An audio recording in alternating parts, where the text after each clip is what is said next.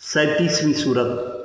فرزند آدم لوگوں کے ساتھ اپنے اخلاق کو درست کر تاکہ میں بھی تجھ سے محبت کروں اور اپنے نیک بندوں کا بھی محبوب بنا دوں اور تیرے گناہ بھی معاف کر دوں۔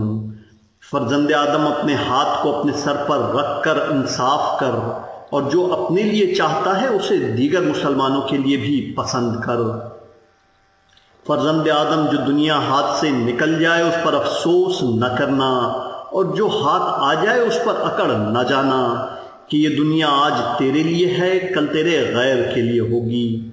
فرزند آدم آخرت کو طلب کر اور دنیا کو ترک کر دے کہ آخرت کا ایک ذرہ بھی دنیا اور اس کی تمام نعمتوں سے بہتر ہے۔ فرزند آدم تو دنیا کو ڈھونڈ رہا ہے اور آخرت تجھے تلاش کر رہی ہے۔ موت کے لیے وقت آنے سے پہلے تیاری کر لے۔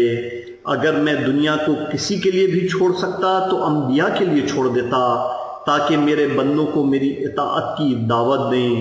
فرزند آدم کتنے مالدار ہیں جنہیں موت نے فقیر بنا دیا ہے، اور کتنے ہنسنے والے ہیں جنہیں موت نے رلا دیا ہے، اور کتنے بندے ہیں جن کے لیے میں نے دنیا کا دامن پھیلا دیا تو سرکش ہو گئے اور میری اطاعت کو ترک کر دیا اور اس حال میں مر کر جہنم میں واصل ہو گئے، اور کتنے بندے ہیں جن کے لیے دنیا کو ترک کر دیا تو انہوں نے صبر کیا اور جنت میں داخل ہو گئے۔